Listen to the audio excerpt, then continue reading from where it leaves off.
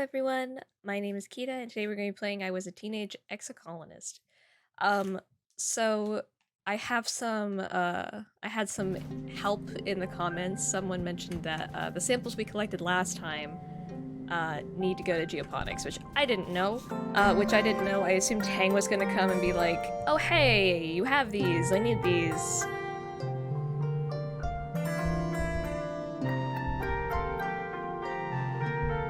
I think we're supposed to research in xenobotany.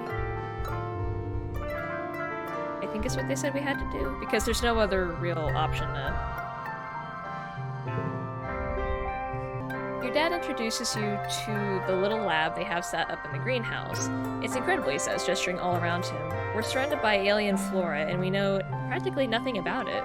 What's edible? What's medicine? What can we make fibers with, or build with, or use in a way we haven't thought of yet? He beams at you. You and me, we're gonna find out, my little potato. Your dad directs you to a research bench, and here's where you'll be working. The bench is buried under samples and beakers and weird-looking alien sprouts. More than just a simple table, the analysis bench is covered with buttons and little holes you could put things into. Carefully find the on switch. There is no switch. Yep, you looked everywhere.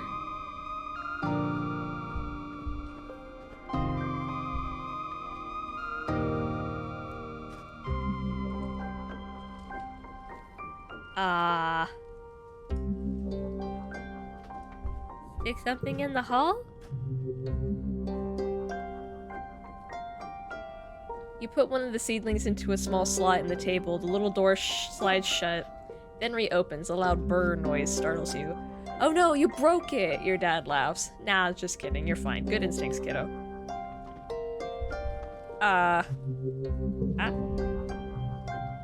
You smash all the buttons until yo yo yo, kiddo, is congruence. The friendly ship's computer beams at you from her own hollow screen set into the bench. Of course she's here. She's a guardian of all the knowledge in the colony, after all. You wonder who she got the yo yo yo from. Your dad laughs. Don't tell anyone, but congruence is the real brains of the operation, he confesses. Though it's not like it's a secret. She'll make sure we don't do anything super dangerous, which means you and I get to focus on experimentation. If you follow the rules and stick to what you already know, you won't learn anything new. So don't be afraid to try stuff.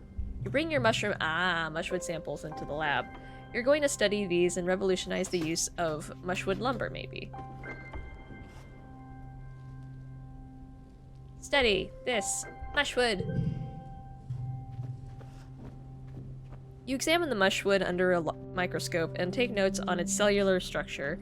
Part of the reason it needs to be harvested in wet is because the cells get so saturated that they lose structural integrity and turn to, well, mush during glow. Studying the exact process by which the cells take in water leads to a breakthrough. It might be possible to hack the process and stop the mushwood trees from taking on too much water during wet. If they don't take on as much water, they won't take as long to dry. You should be able to develop a spray that the loggers can apply to the fruiting body of the mushwood, the part that sticks out above the ground, too close to close its spores. Oh my goodness. Reducing negative pressure in the body should stop it from pulling so much water from the mycelial network underground. This is great. Logging will be much more efficient now. I don't know if that's a good thing. Listen, when I play D&D, I very much save the trees, so... switch.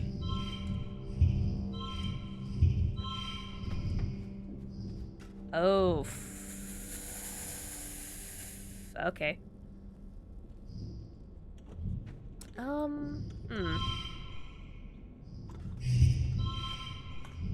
It's 21.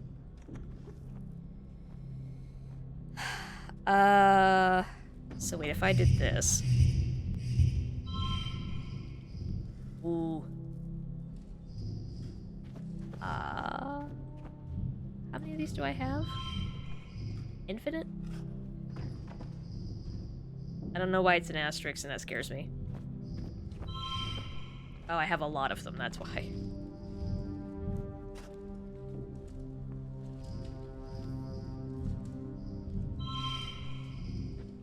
add like a shit ton of these on here? Yes, I can.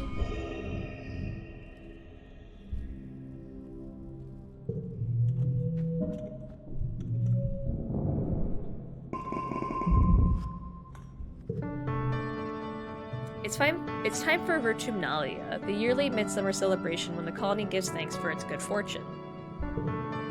Well, it would be, but as you file into the main square, you can't help but notice that the feast table is nearly empty.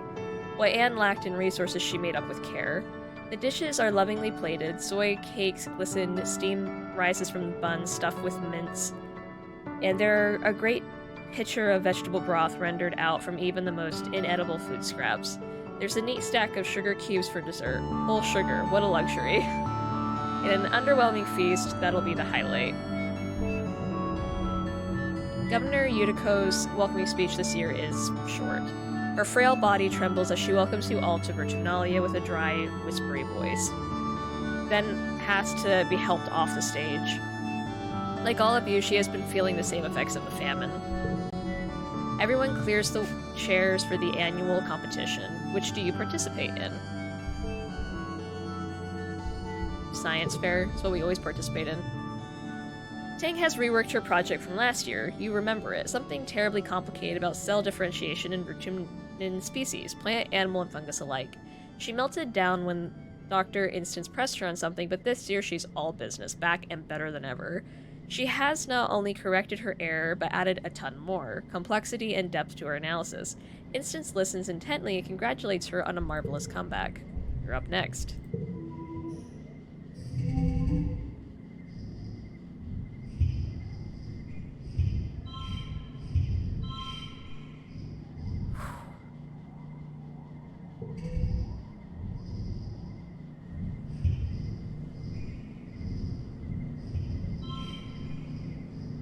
For a 4. Looking for a 4. I don't have an intelligence 4. Seems to be like the most rare item to me.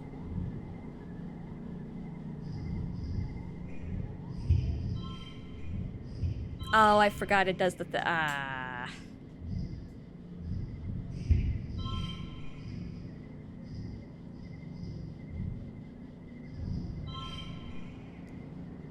Okay. Now we just need 20. 5. There we go. 5, 4, 3. Oh, I forgot. It gets higher when it's put at the... This is very hard for me to use. I'm going to increase it. Yes.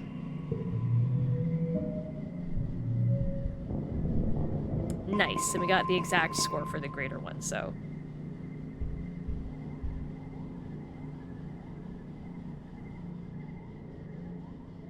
Okay. You've been studying the yearly attacks. They only happen during Global Y. You've been graphing and analyzing surveyor data on animals, and discovered the attacks don't correlate with natural behavior or migration patterns. You thought at first that the wormhole might agitate them. It does put off low-frequency waves during glow that haven't been fully studied. So a year ago, you started monitoring the waves, and realized that there were actually 2 waveforms. One from the wormhole and a weaker one based somewhere on the planet. During glow, when the vibrations from the wormhole are present, it seems to activate something in the planet's frequency, making it stronger and more complex. These frequencies might run right through the colony like targeted beams, drawing animal migrations closer. It's almost as if something is summoning the animals. The judges are amazed. This is a huge breakthrough, and it all happened just because you wanted to win a science fair. You have a lot of work to do to be able to use this theory for forecasting the next attack, but Rhett is excited to study this further. You win the science fair hands down. Colony defense, friendship with Tangent, and popular. And we lose stress, which is nice. After the festivities, the whole colony takes a few days off for break.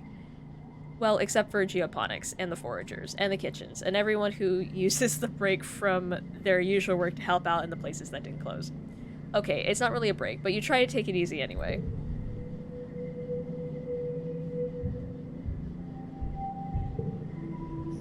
Right, got a new perk. Our reasoning went up. +1 to mental cards. Nice. So let's try going into geoponics again. See if we can trigger the samples we got. You report to work in geoponics laboratory, bringing along the weird spongy purple stuff, there we go, you found in the fog cloud in the Valley of Vertigo. Your dad is very interested in your sample. He has you analyze it right away. Scrutinizing your sample under the microscope, and then with the spectrometer, you compare the spores to known substances. You determine it shares a chemical compound seen in fungi with psychotropic effects. It could make people hallucinate. Huh, your dad says that explains some things. What have you been seeing, Dad? You think about those creatures, those topiary covered in this stuff. They were all grouped together in the same place by that weird hole. Did the fungus make them go there? But why? Take a look at these, your dad says, sending you an archive on your holopalm. He's kept detailed records of the air quality, humidity, and temperature spanning back almost the day you landed here. There are even some actual air samples preserved in vacuum-sealed tubes. You take a look and sure enough, the spores are always present in the air, and getting much worse during pollen. Wait, could this be what makes your dad sick every year? Is it trying to colonize him, like those creatures? Yes, this fungus must be the cause of the shimmer sickness. Well, yeah. Looking for a way to neutralize it, you hit the archives again. You work at it for a few days, but identifying a compound and noticing a pattern is one thing. For the heavy science, you need help from Dr. Instance. This is strong work, Instance says, scrolling through your findings on her holopalm. You say you gathered the sample yourself. That's impressive for someone your age. Thank you. She summons Tang to join you. Please get Tangent up to date on your research, she says. She'll take it from here. She has more of a mind for these things. How dare you? I am very smart, and I take great offense to this. Tang is also very smart. We should just work together. Sensing the shift in power balance, Tang blanches and looks at you apologetically. No one knows better than me. I mean, that sounds really arrogant. I don't want to say Tang doesn't know better than me. Why can't we just be on the same level with this? I want to click this just because it has the stat.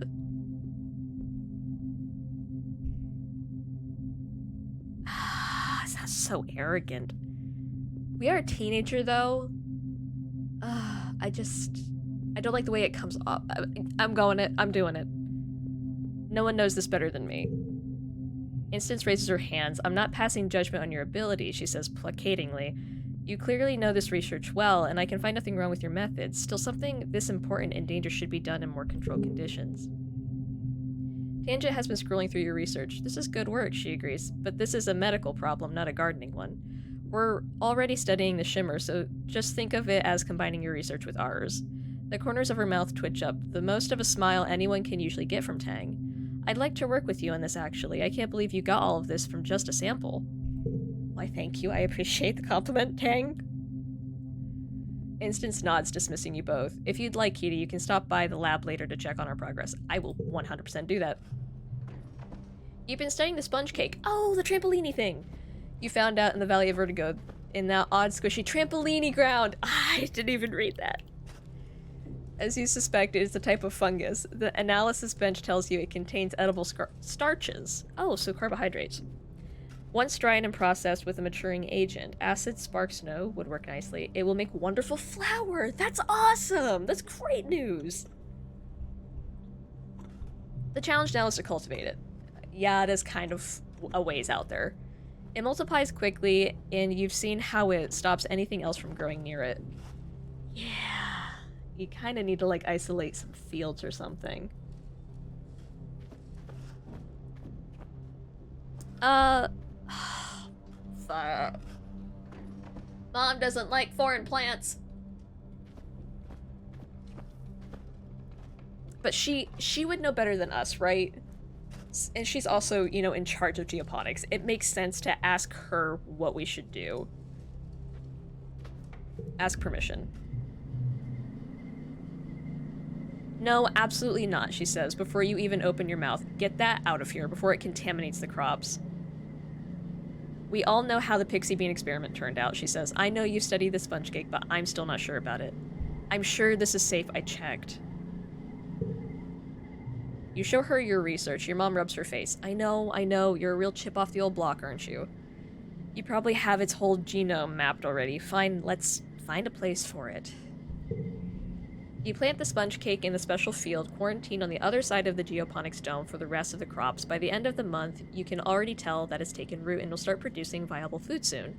You should get the first harvest done during pollen, when the sponge swells up and is at its sweetest. Many of the Earth's crops grow through dust, and need to be harvested before wet. This means the colony has more food available year-round. It's going to be an incredible boon. Great, that's so good to know. It's a 2. So +2 to cards with gems. Okay, now we have an intelligence version, that's good. Alright. Bam. Bam. Bam. Oh, it's a 5 now. 4. 3.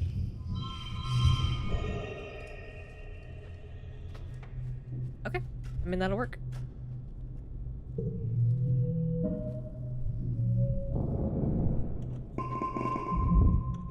Oh, I do get money from this and we have popular. That really works out.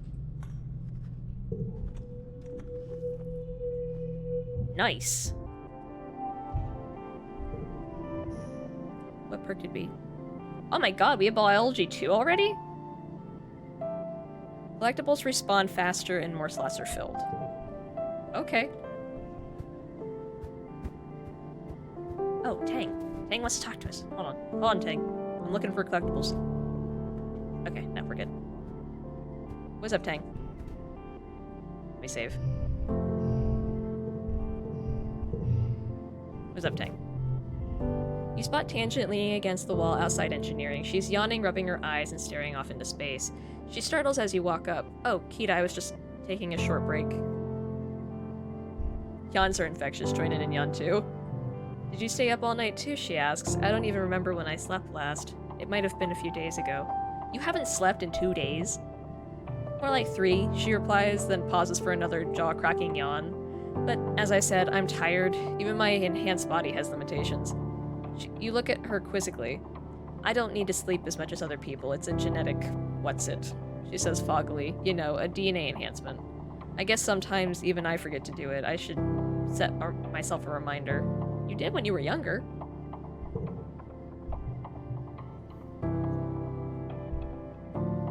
Hollow, add to schedule sleeping nightly, 2300 for 3 hours. Her holopalm emits a tone in response. Tangent nods sleepily. That should do it, she murmurs. Her eyes are practically closed. Find her a place to take a nap. Tang follows you obediently into the engineering wing, too tired to protest. You slip into the med bay and grab a blanket and pillow off a shelf. By the time you return, Tang's already fallen asleep, curled up in an egg chair in the waiting area. You gently place a blanket over her and she hums happily before going slack with much needed sleep. Okay. So it sounds like we should keep an eye on engineering, because they're working on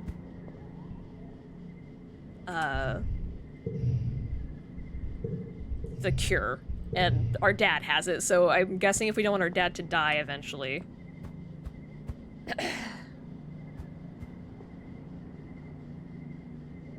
No, we need 80. That's right. We almost have 80 freaking perception. That's crazy. Alright, so let's go in here. What gives us more reasoning? Yeah. So we'll study some engineering. Yep. Tangent and Chief Engineer Instance have been hard at work in the lab trying to find a cure for the shimmering disease. You join them in their research. You're the one who found a sample of the shimmer fungus and analyzed it. You're the one whose father suffers the most from it. You confirm that the shimmering is an airborne fungal disease, and that the thick, choking spores and pollen are the same fungi from the Valley of Vertigo, the ones that colonize the host and turn their bodies into more spore-producing fungus. Finally, you have a long-due breakthrough. Sunlight. You try inoculations, antibiotics, antifungal creams, but what finally works is a high-intensity light treatment, mimicking the full force of the sun's during dust, coupled with an injection to increase its potency. Of course, Tang exclaims. The fungus colonizes animal life during pollen, and some succumb to it, but the intense light of dust discourages the fungus from the survivors. It's all part of the natural cycle. So that's why Dad hasn't died yet, because we've kept him outside. He's just using like a mask to breathe with, so he's still getting the sunlight. So that's why he hasn't died yet. If we had kept him indoors, though, he would have died. And that's might be why our father is wanting to go outside to get some fresh air. Maybe some subconscious instinct is telling him he needs to be outside. Even though he usually wouldn't go outside the colony gates. That is so cool. The treatment works on samples, now to test it on a subject.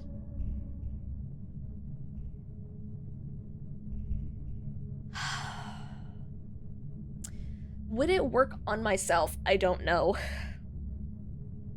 Because I've already shown to be very resistant to it, so... would it work on me? I don't know. An animal probably would be better. But do we have an animal in our colony that's currently suffering from it? Like, if I could have grabbed one of the animals back from the site where we found the sample, that probably would be the best way to... Let's test it on me, sure.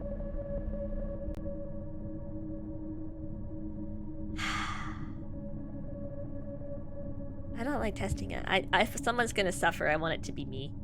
What does that say about myself? You open a triple-locked research room and pass through an airlock. You don't have your Enviro suit on, but that's the point. You need a strong dose of this fungus in your lungs. The room is... Oh, Tangent liked what we did. The room is filled with the shimmer fungus. It's growing on everything, the floors and walls, and on lumpy shapes that were some kind of biological matter once. Now it's all just fungus, violet and shiny. You breathe deeply, marbling in the feeling of soupy, delicious air infiltrating your body. Tang watches safely behind the thick plexiglass. You can't tell if she's jealous or impressed. Next, you slide into the light therapy machine to bask in the nice warm light for a while. You even have a nap.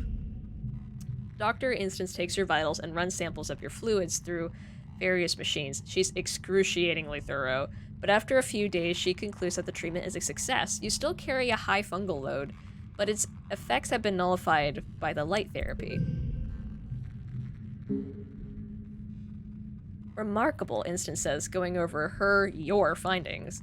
Now that we have a frontline therapy, we can begin treating the population to prevent the fungus from taking hold. Ooh, all cards to the right become intelligence. That's so helpful.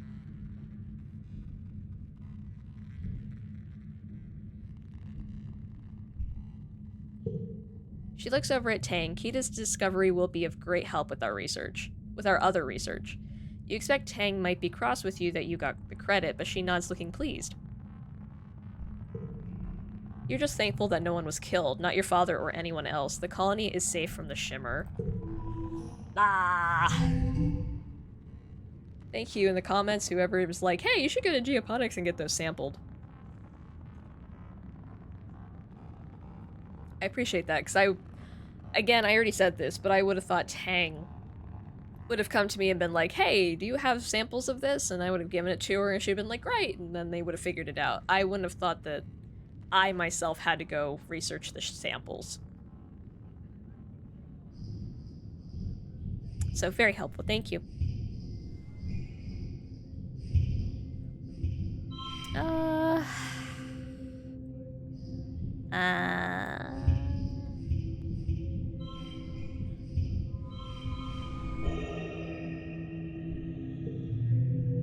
Okay. That was a lot of increased relationship, though. How close are we to Tang now? Oh, it's early wet. Wood. Tang. Oh, we got a lot of hearts with Tang. We got 5 going on 6. Poor Tammy. I keep seeing Tammy's relationship bar and I feel terrible.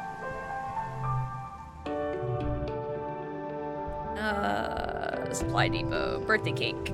Bye. Yeah. Thanks. Hey. Ugh, Mars whines. Nothing ever happens here. Please, please, please, just anything. I'm dying here. I've watched every holovid and I've done every quiz and every holozyne, and I'm so tired of being a teenager on this stupid rock. It's been almost 5 years and I don't even have a boyfriend. Honey, I can say a lot of things and none of them are nice, so I'm just not gonna say anything.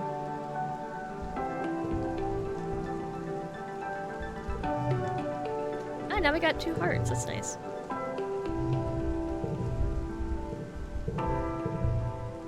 What's up? And furthermore, your attitude towards your elders is in general is entirely disrespectful. You find Yutiko delivering a scathing reprimand to Mars, who is doing her level best to look like she'd rather be anywhere else. You speak out of turn, you question the council's decisions. If you disagree with an order, you simply do not do it. I could go on. Do you need me to go on? Mars scowls. No, she replies. Yutiko clicks her tongue. I honestly thought better of you, Marzipan, she chastises. You have the sort of natural leadership ability I remember from when I was a girl many years ago. Mars doesn't roll her eyes, but you get the sense it's a close call. You need to set a better example for the other children, Yutiko continues. It's okay to have your own opinions, but you kids can't just do whatever you want. You have to follow the rules and respect your elders. I am setting a good example, Mars retorts, stomping her foot. Hello? The only reason we're here is because a bunch of people knew living on Earth was nonsense, and decided to do something different. Yutiko looks scandalized, but Mars just continues on. Maybe kids should have some authority. We're the ones with the new ideas that will take us into the future.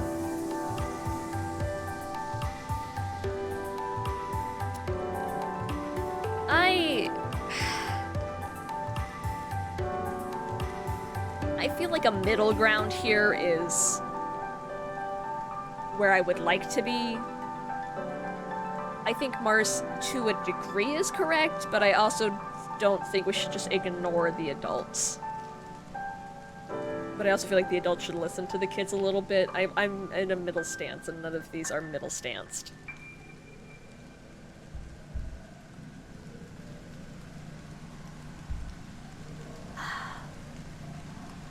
Maybe kids should have some authority. Well, she's not saying all authority, though. She's just saying some.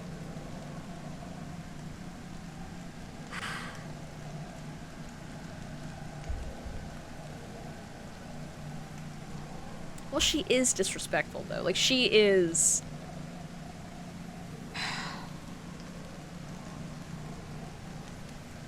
You know what? I'm gonna do just probably what I would do, which is I wouldn't say anything.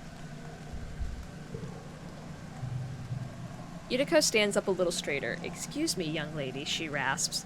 To whom do you think you're referring, where you call on the bravery of those who left Earth and dreamed of a new world? I have been in command of this colony longer than you've been alive, she continues. Unlike you, I see that as a strength, not a weakness. For example, I remember a time when children would stay silent and learn from the experience of their elders. Why, back on Earth in my day... Mars locks eyes with you and gives you a subtle "can you believe this" expression as Yutiko goes on one of her formless rambles about how life on Earth wasn't entirely bad and how this colony could use a little old-fashioned human discipline. After a while, Yutiko loses her train of thought and puts her hand to her forehead. Both of you get back to your duties, she sighs. Marzipan, I don't want to have this talk with you again. Mars makes a disgusted noise and storms off. I hope something happens to her that lets her grow up a bit. I'm just saying I want her to get, like, killed or maimed. I'm just saying, like, maybe she wanders outside and doesn't think it's that big of a deal, and then, like, comes face to face with a manicore and we gotta save her, but she doesn't die from it. You know what I'm saying? Like, I'm gonna spook her a little bit. Because there's a saying that my friends and I throw around, which is, teenagers and young adults like to be like, I'm immortal until proven otherwise. I feel like maybe she needs that otherwise part just a little bit. Okay. So everyone's safe from the cure. And I think that's the biggest thing we've got going on right now. So maybe we should check out close to home. Because we don't have that much stress. We have 20, but it's not that much. So let's go ahead and just explore nearby. See if there's... Oh, hi. What's up?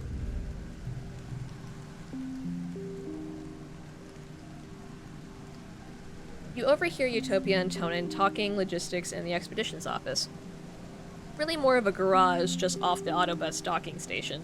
They're going over equipment sign-out policies, now that the area is safe enough for more people to go hiking in the nearby jungle.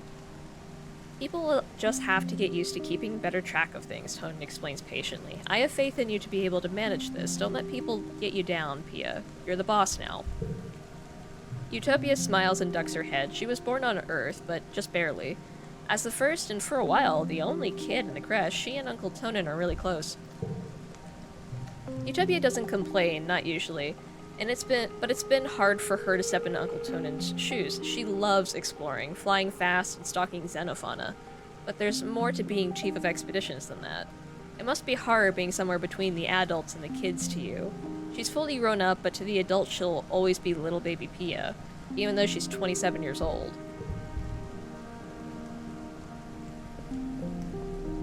Huh.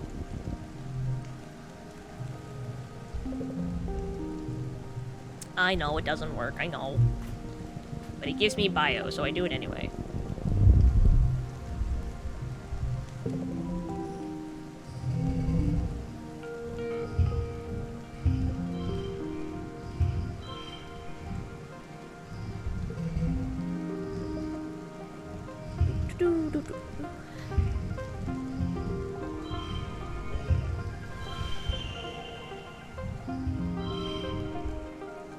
Oh, if it equals gold. Crap.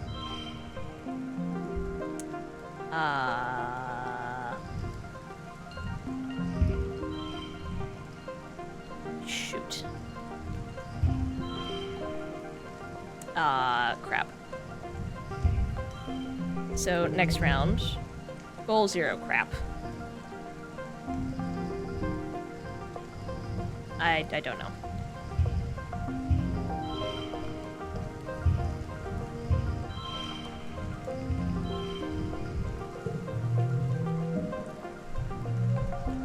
Yeah, we didn't get the extra kudos that time.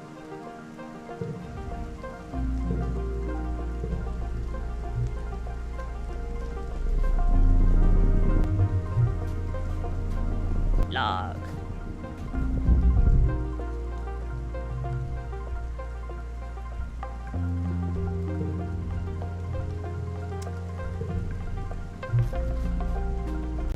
Ooh, there is something happening. I didn't know if there would be. Hold on, I want to get this log. Log. Okay, what's going on? You spent so many days and weeks exploring. Some days you feel like you've seen it all, although you haven't gone very far from the colony. You have your favorite places and you're heading to one of them right now. You like it because...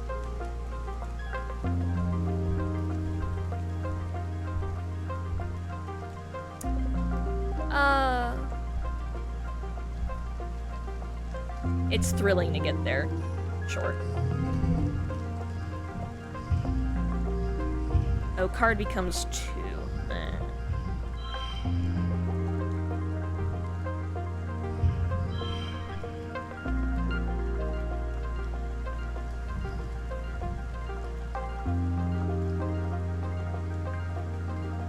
Not great, but...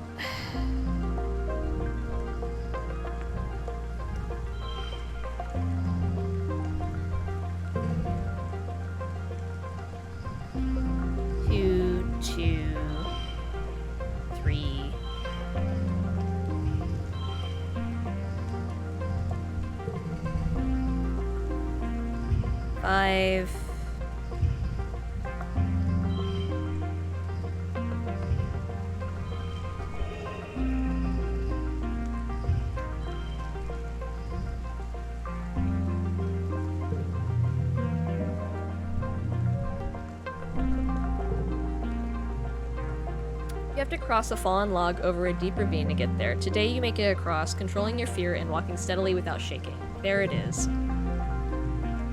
Oh, nice. Bobber fruit, stress, colony food.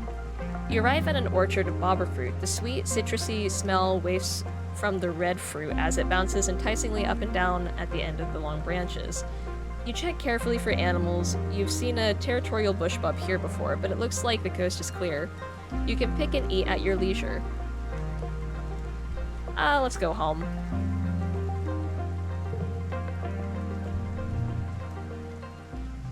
Just so we don't have to rest immediately.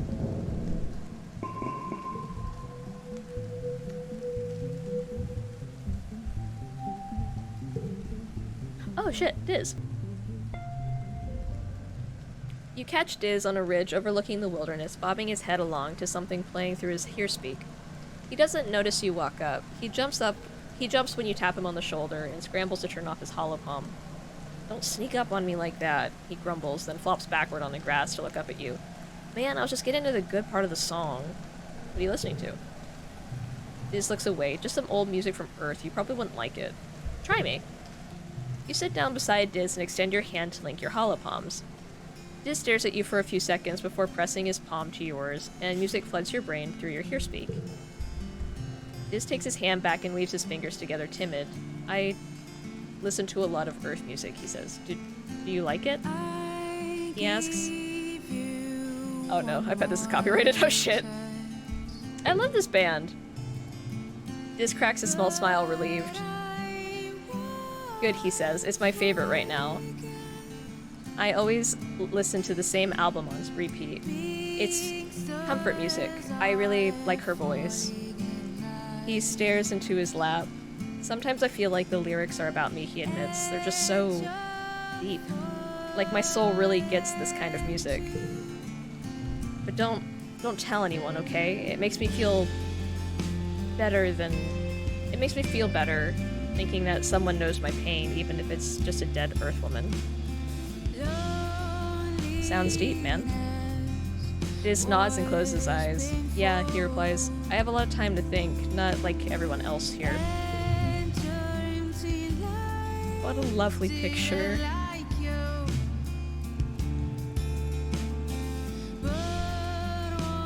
You lie back in the grass and listen to Diz's music for a while. I'm scared to flirt! I'm scared!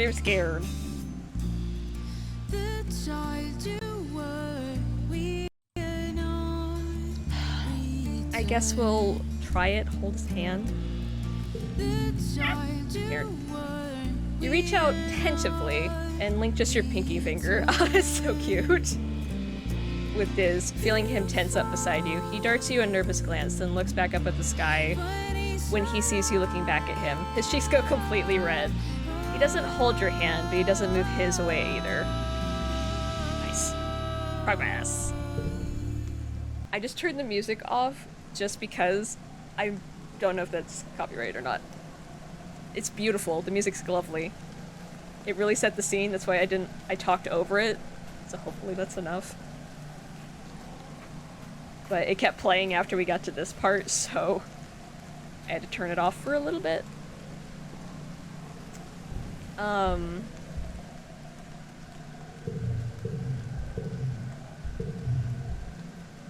So yeah, this is at 5 hearts with us, so Anemone grabs you by the shoulders. Kita, you gotta help me, she says urgently. Mom keeps talking about how we're all gonna have to start having babies, and she gets this look about her. I don't want to have any scungy babies. Anemone shudders with her whole body. Why'd I gotta be in a girl body anyway? I'm tougher and stronger than lots of boys, and no one's telling them they gotta have babies. Well, I mean, it's kind of expected as well in a way. You gotta, you know, you need both to do the baby thing. Yeah, let's just increase our persuasion, because we just need 2 more. Study humanities. Good morning, Congruence chirps. Today we're going to talk about the formation of the Vertumnus group and our decision to leave Earth. It's a very exciting topic, and we think you're finally ready to hear about it. Let's dig in. You know how it started. Economic and environmental instability, coupled with deeply entrenched hatreds, had thrown the Earth into chaos. And you know how it ended. In that chaos, your parents formed the Vertumna group with the plan to leave Earth. 20 years later, they and their star-born children, you slid through a wormhole and ended up here on a planet called Vertumna. But there's so much you don't know. Congruence pulls up a hollow projection of an unassuming human with a firm maternal gaze. This is Planktonic Ascendance Wang Botha Schmidit. She says, the spiritual leader of the Vertumnan movement. They were what people called a speculative fiction writer. The Vertumnan project proved that their writing, though speculative, was far from fiction. Wait, a sci-fi author? Yes, Congruent tells you. Their best-selling novel, Life Beyond the Einstein-Rosen Bridge, told the story of a fictional utopia on the other side of the real-life anomaly at the edge of the solar system. Scientists had been investigating the wormhole for years, but it took a poet to imagine we could travel through it. Wang Botha Schmidt writings centered around the idea of humanity's building a technological utopia on another world. Translated to 100 languages, this was a compelling idea to people at the time, so fans started connecting in VertSpace. Far from just a book club, these people bonded over mutual aid amid the increasing unrest in their own countries. They were committed to Wang Botha Schmidt's idea of a future where everyone is treated equally without prejudice. But they realized it couldn't be done online, Congruence tells you. Though committed to social justice, the group saw the impossibility of forming a truly egalitarian society while also reckoning with their own implicit biases and the diverse contents of their real lives. They realized that this was the work of generations, and the solutions must look to the future as Wang Botha Schmidt did. So they got together. The image of a squat, concrete building with the rooftop garden replaces Wang Botha Schmidt. Around the edges of the classroom, the hollow projector gives the impression of towering walls topped with razor wire.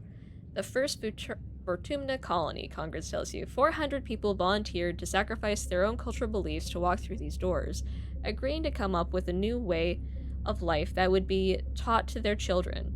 Babies were conceived from egg and sperm donors chosen by lottery, and raised communally like you as the second generation of the Vertumnan group. Those babies were your parents. Yeah, it sounds kind of like a cult. So they mix their cultures. The hollow projection now shows the compound under siege. As more colonies were founded, word got out about the Vertumnan group's social experiments, Congress continues. Assimilationism was an unpopular ideology at the time because it had been used to commit terrible genocides on Earth. This, combined with panic that the Vertumnan group was destroying the family unit and raising an army of genetic super soldiers, brought the colony under attack from all sides. This is very complicated.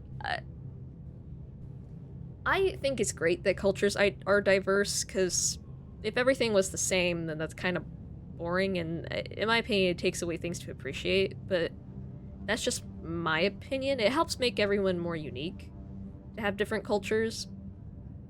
The real problem is, all cultures need to be respected. So, this is kind of a complicated question. I get what the group was trying to do. Is it horrible? I don't know. Because trying to get rid of the biasms and stuff isn't a bad ideology, I don't think. But if it's hurting people, that's when something is bad. But if they weren't hurting anyone, I suppose it's not a bad... Again, I don't feel like I know enough about what was happening. She's being very broad about what they were doing and not very detailed. But from the sounds of it, it didn't sound horrible. It just sounded different. I guess everyone fears what they don't get.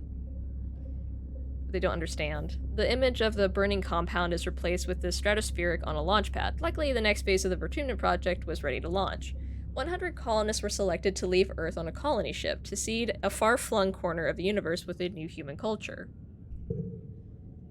She smiles. The ultimate goal of the Vertumnan group was you, children, she says. A generation raised completely unburdened by troubles that plagued Earth. Isn't that lovely? Yes.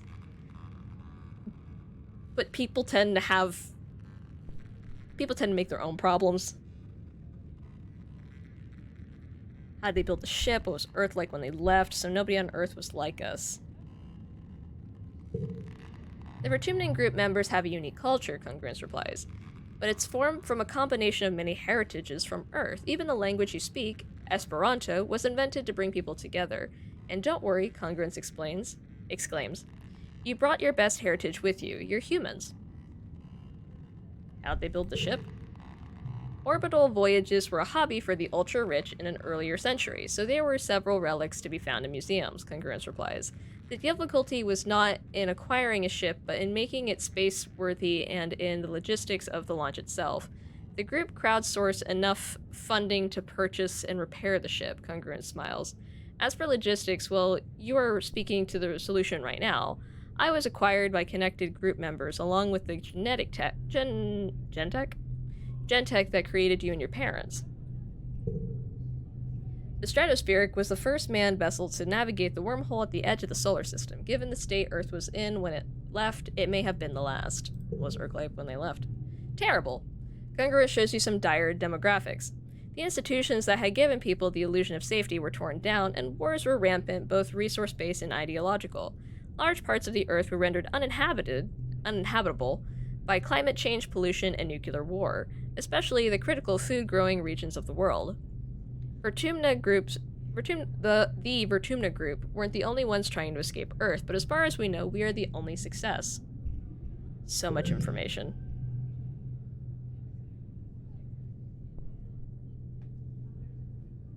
Sorry, guys. Your head is so stuffed with ideas it might burst. Professor Howell and your parents never mentioned this stuff before. They waited to tell you because they wanted you to grow up without feeling different based on your genetic makeup or family history. It's hard to imagine having a different culture than your neighbors. You wonder what it's like. Everyone's celebrating different holidays, eating different food, speaking different languages. Are you missing out, or are you better without it? Like the original colonists believed. It's hard to say, as the decision was made for you long before you were born. All you can do is be the best Kita you can be. I mean, I feel like that's a very debatable conversation. I don't think one or the other is better. Like, I mean, obviously communication is better if everyone has a single culture because you all know what's up. But different cultures make people more interesting and unique, and it brings us together in a different way. Because we want to explore each other's cultures. It makes things interesting. And it's just new ideas and things. So, personally, I think I would be happy living... I am happy living in a multicultural world. So, but I also wish that all cultures were, you know, kind of respected and everything. Because that's really the issue. And why they did this, because they wanted everyone to be respected no matter what they did, and everyone was part of the same culture, so everyone was equal, and they're basically trying to trade out something unique for something equal. And I can get that give and take, so I personally don't have an opinion on which one is better. I know that I probably would want a world with different cultures, just because I like learning about different cultures and participating in different cultures. But I'm rambling. Get to work.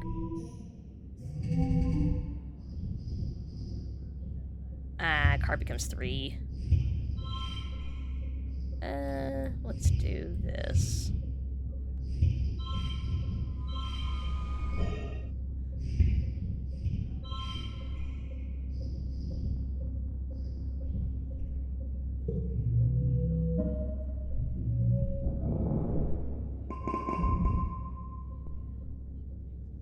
Okay, we're at 20 now. We can do Mars's event.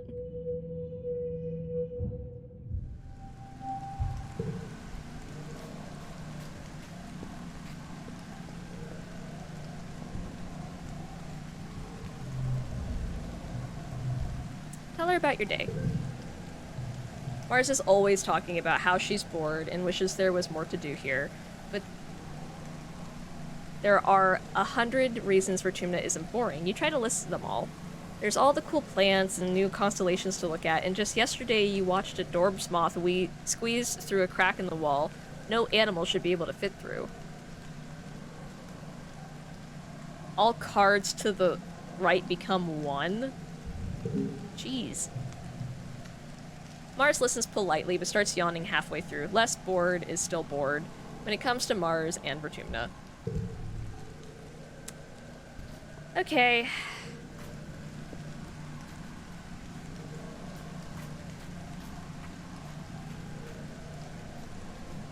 Well, I suppose we can go ahead and go to sleep. It's glow, so, I mean... Let's do some combat.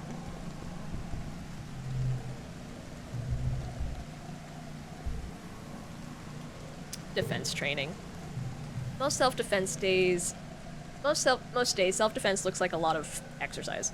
You run a lot of laps around the colony and work on increasing your strength and flexibility in the gym. When will you get to punch something? You go outside.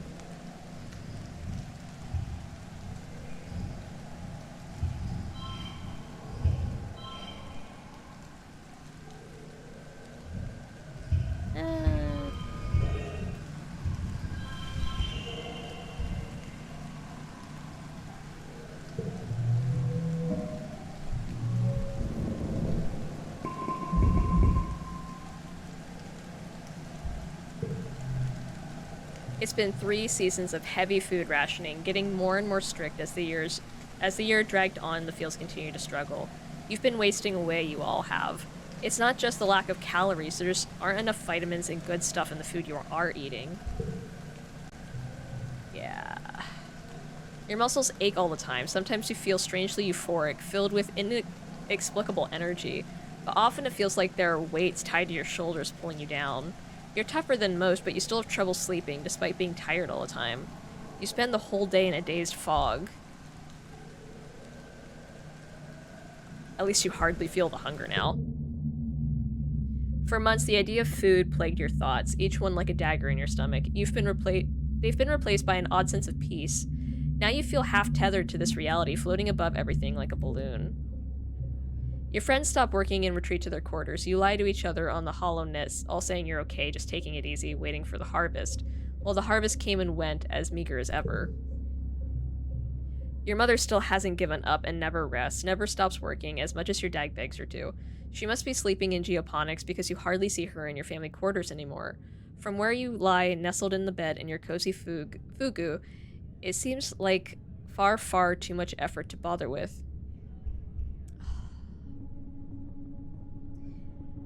I would help my mother. I would help my mother in geoponics. You're out there in the fields with her, being her sidekick, helping fetch things. She never slows down. When the robo-plow finally breaks under pressure, she doesn't. She's out there even longer, doing everything by hand. Both of your parents feel responsible for this famine, but as head of geoponics, your mom takes it personally. She's been skipping meals, relying on water and pressed soy bar rations, just enough calories to keep a body moving, but not enough to stay healthy. Yet, she never lets her up working herself to the bone, barely even sleeping, increasing sallow-eyed and gaunt. You and your dad try to slow her down, but, well, she's a stubborn woman. If not her, she says, then who?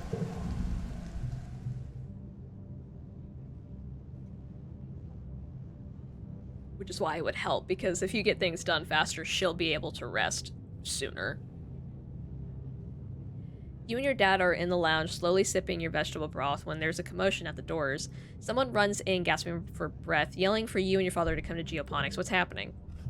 You run over, knowing deep in the pit of your stomach that something terrible has happened. When you see the faces of the agriculturists, your mom's people, you know that feeling is real. Your dad sees her body first.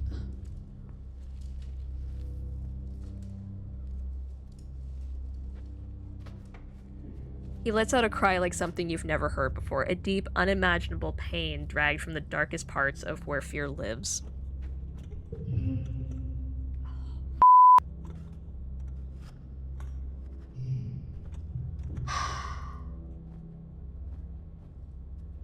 Your dad falls to his knees beside the frail body of your mother. He pulls her into his arms and sobs, wretched and agonized. You don't even know what to think. Your mom always seemed larger than her body, but seeing her now, there's nothing there, just a fragile shell. Gosh darn it, but what was I supposed to do? I found a bunch of food stuff when I was foraging. I had to do something else for the couple of months, like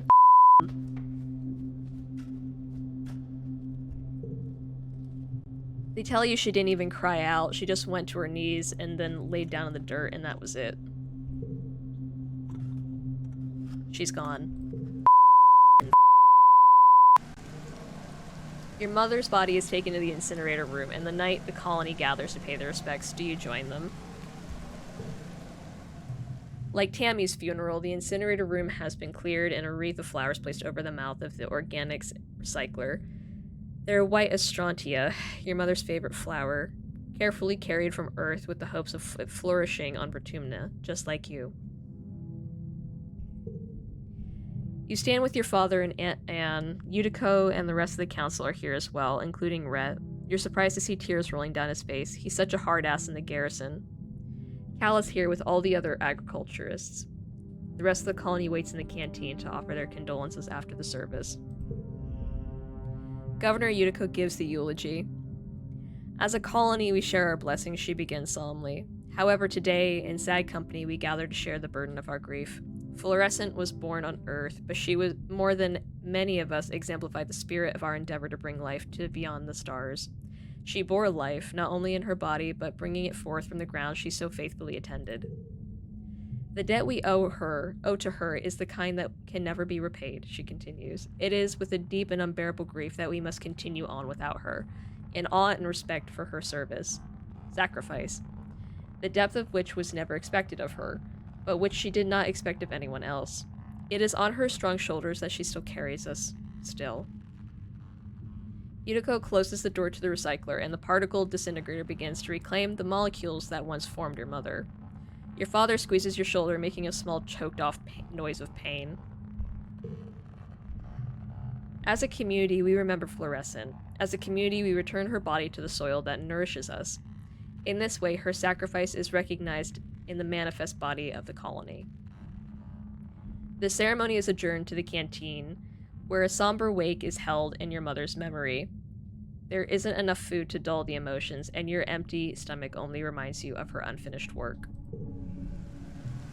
Your father is the new head of geoponics. In a few hours, he receives your mother's remains so that he can add them to the colony's precious supply of brown soil from Earth. You touch the cool lid of the container, marveling that your mother could fit in such a small box. You don't have to be okay, your father says quietly. His voice is thick with emotion. I know. I'm not. I have to keep going where she left off, but if you can, you should take some time off. Yeah, I'll take the month off. And now it's Glow. The prospect of just going back to work like everything is normal is too much to handle. The sun's dip below the horizon, and Glow begins. You end up spending the whole month alternating between sleeping, scrolling the HoloNet, and staring into space. It's restful, at least. I think this is what we got when Tammy died. A few days after the funeral, surveyors return with an unexpected bounty from the Valley of Vertigo. It's enough to survive for another month, until the new year maybe, if you keep rationing. The colony will continue to limp along, but without your mother. The roar wakes you. It would wake the dead. It shakes the walls, rumbles through the ship's hull, and makes your heart skip a beat. You're paralyzed by a sudden clench of fear in your gut. Through your porthole window, you hear metal screeching and people shouting, then another roar, guttural and rumbling, like the sound of a mountain collapsing. Something enormous is out there. I'm gonna go. You don't know what gives you the courage, but you run out to the fields to face a horrible creature, face to what the absolute fudge is that? It has no face. What is happening in this recording? In place of a face or even a head, its body just unzips, revealing a mess of writhing pink tentacles and blinking eyes pocked with jagged, asymmetrical teeth It stands on 4 enormous, powerful legs, each as wide across as tree trunks. Clinging to its back and its thick, slug-like tail are clumps of lichen that glow faintly in the night. The creature is nearly twice the height of a greenhouse. It's standing on top of a flattened one, the wreckage of lattice and plants all around. Flickers of light from plas rifles and stun gloves light it from underneath, and the stench of ozone is thick in the air. You see Anemone and her brother Crumb darting in and around its legs with their twin shocks of red hair. The faceless creature lurches into another greenhouse, oblivious to the soldiers trying to herd it away. The monster left a trail of destruction. From where it smashed right through the wall, small creatures are pouring in through the gap and headed towards. They're headed straight to command.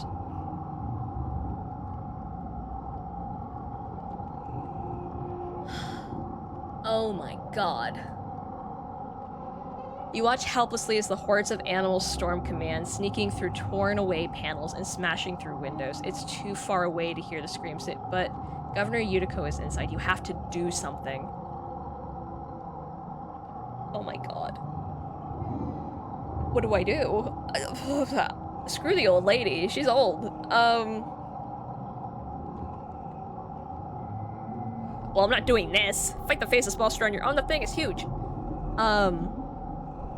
I'm gonna help Anemone and Crom. I can't let Anemone die. I've lost my mother. I've lost Tammy. No more. I don't even know the old lady that much. She seems real nice, but she's old. She's probably gonna die on her own in a few years anyway, so... You run towards Geoponic, picking up a handful of rocks as you cross through the barren fields. When Crom sees you, he gestures for you to flee. Get out of here, Kita, he says. You're gonna get yourself killed. You grip your rocks in defiance. You're sick of being told to hide like a child. You want to help. Gotta save people. Gotta save them. Gotta do it.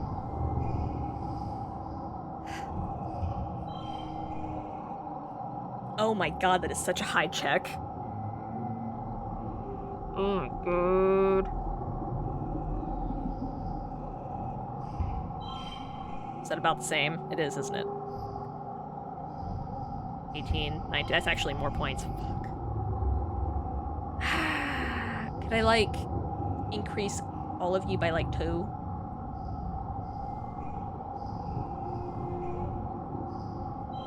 Yeah, I can. That's one way to do it.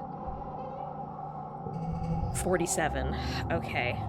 Okay. We got this. 5, 4, 4. Okay, that's 23.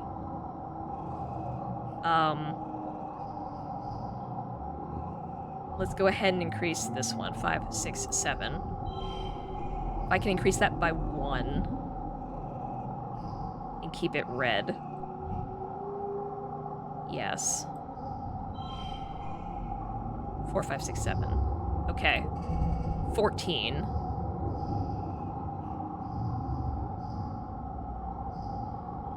Okay. I'm gonna save that. For what? This is the last round, Brina.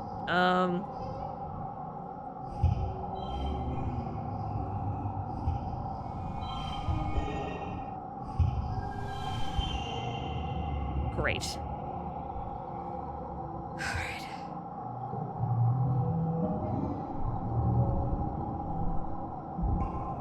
I'm not losing anybody else. You try your hardest, but even the full force of the defense squad, you can barely keep it contained near the farms. You dart in and around the battle, throwing rocks and making noises to keep the abomination's attention away from the rest of the colony. Its tentacles whip around, slapping the ground and knocking into people, picking them up and throwing their helpless bodies like dolls, only to be crushed under its massive trunk-like feet. The eyes are littered with bodies of the fallen. Sweat stings your eyes, but you somehow stay on your feet. Others aren't so lucky. Kita, watch out, Crom cries, and you look up just in time to dodge the wet slap of a tentacle, tripping over a body and sprawling to the dirt yourself. The faceless makes a horrible noise from deep inside its craw, flecking you with spittle as your guts liquefy from the near miss. You're close enough to feel the sick heat radiating off of it. It doesn't have a face, but you realize with horror that it sees you. Zzz. The beam of a plas rifle arcs over your head, and the faceless roars again, turns its terrible attention to Crom. No! I was here to save them! You scream and uselessly cover your head as it lumbers over you. As you scramble to your feet, you see Calm go flying through the air. He lands a few feet away with a sickening wet crunch. Anemone cries in horror as she runs to Crom's side, but it's too late. His body is bent at an unnatural angle, his eyes open and his face frozen in stupefied horror. He looks unreal, like a wax mannequin. He's just gone. Like that. Anemone lets out a primal scream of pain, and you can see the thought ignite in her mind, contorting her face with ugly fury as she stands up to launch herself at the Faceless again. You grab her arm as she yells at you in wordless rage before collapsing to her knees, throwing her body over Calm's, and sobbing like the scared teenager she is. You can only stand and watch. You hear a colossal cracking noise and look up to see the Faceless stumble towards the stratospheric. No! With a roar that shakes your very molecules, it loses its balance for the last time and falls onto the ship.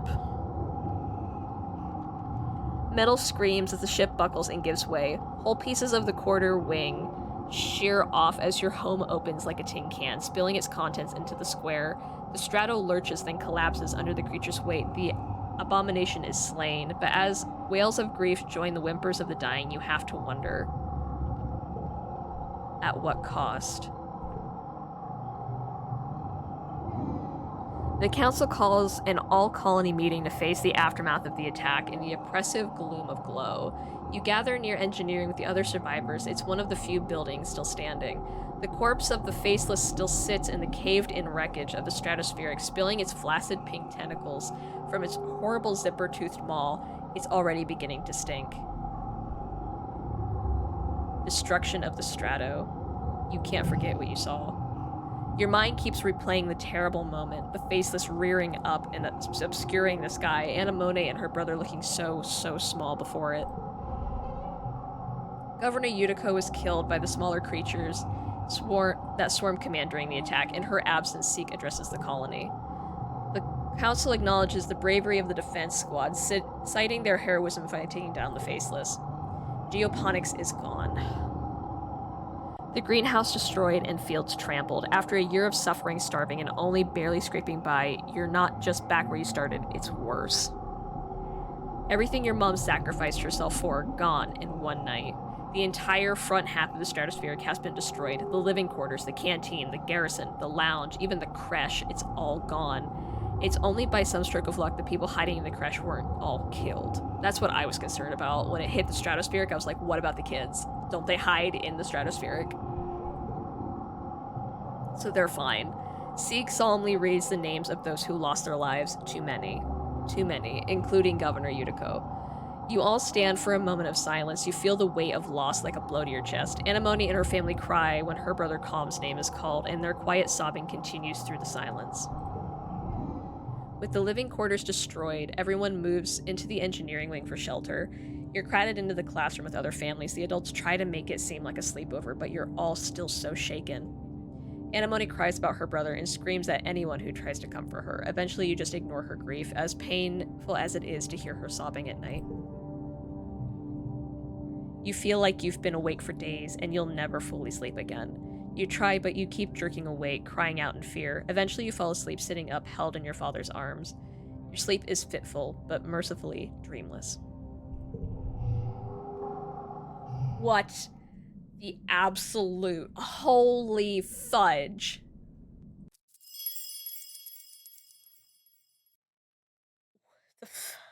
What the hell?